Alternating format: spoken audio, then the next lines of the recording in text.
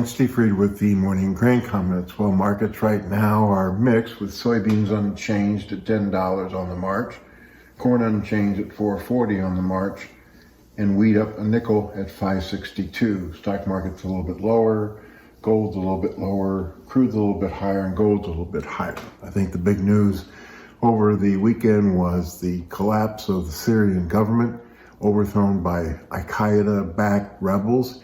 And so now we'll see what unrest might trigger in the Middle East. We also note that China announced, the Politburo, that in 2025 they're going to have more stimulus to try to stabilize their property markets and try to stimulate consumer demand.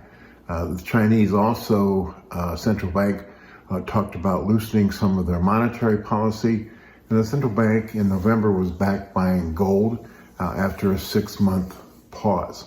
So that has some people optimistic about potential China demand going into the tariffs by the newly elected president.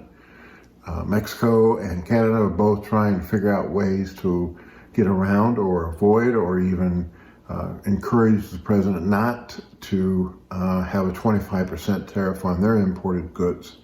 We also note that if the BRICS countries, Brazil, Russia, India, China, and South Africa, decide to have their own monetary policy or their own currency, the president-elect has announced a 100% tariff on goods coming in from those countries.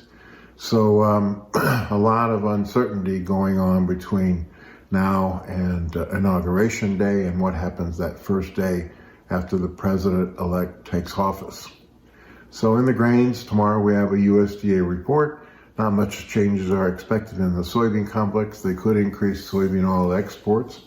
And we'll see if they want to touch any South American numbers. And then in the corn, probably not much change. Some people are looking for a little bit lower U.S. carrot due to higher demand. And in the wheat, we'll be watching to see if they lower Russian wheat exports and maybe raise Australia and Argentina to try to offset that a little bit.